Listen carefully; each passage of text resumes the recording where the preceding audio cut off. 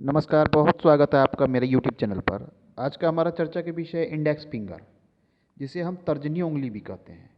अंगूठे की बगल वाली उंगली, ये जो हमारी उंगली होती है हथेली में, ये वाली, ये जिसे हम तर्जनी उंगली कहते हैं। सामुद्रिक शास्त्र में इस तर्जनी उंगली के विषय में बहुत सारी चीज़ों का वर्णन किया गया है। इंग्लिश में इसको हम इंडेक्स फिंगर कहते हैं। इसमें 3 पार्ट होते हैं, 1 2 3, 3 पोर होते हैं जिसे कहते हैं। एक ये अभ्यास को दिखलाता है, दूसरा तर्क शक्ति को दिखलाता है और तीसरा भौतिक संवेदना को दिखलाता है।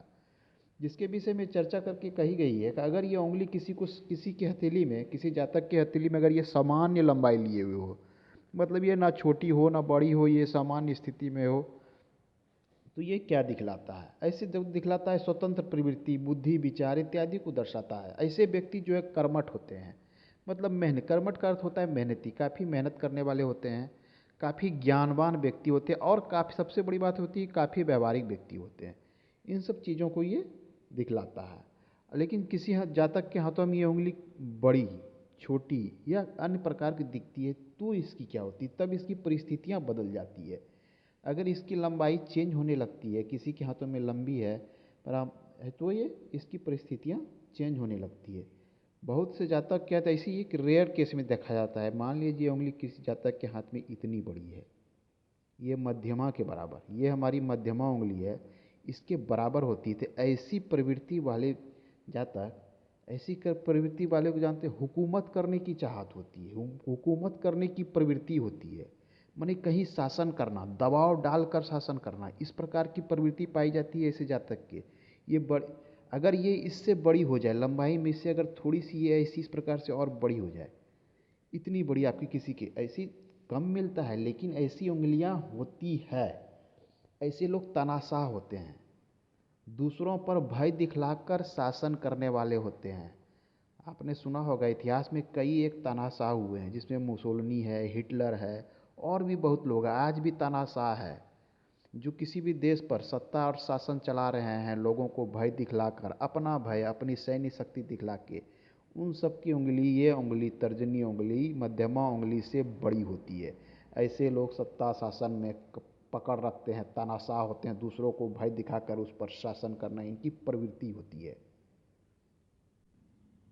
अगर किसी जातक की तर्जनी उंगली, ये अनामिका, तीसरी उंगली हमारी ये अनामिका उंगली कहती है, ये उंगली और ये तर्जनी उंगली अगर बराबर हो, तो ऐसे जातक जो है मान, प्रतिष्ठा, पैसा इत्यादि के भूखे होते हैं।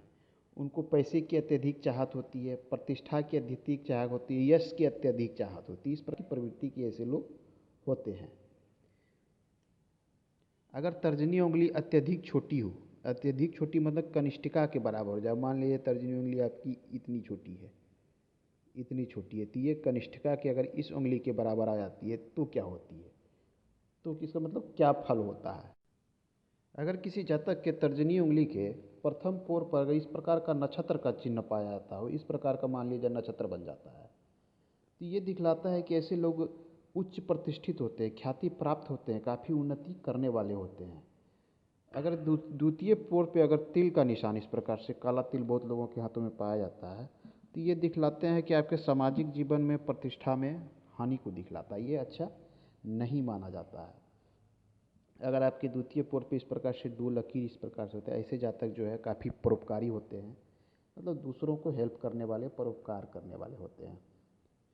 अन्य चीज़ों में है कि ये गोलाकार होना, अगर ये पोर्शन अगर किसी जातक का ये गोलाकार लिए हुए है, सिरा गोलाकार, तो ऐसे लोग जातक जो है ना, शिक्षा इन मतलब इनके पास अच्छी होती है।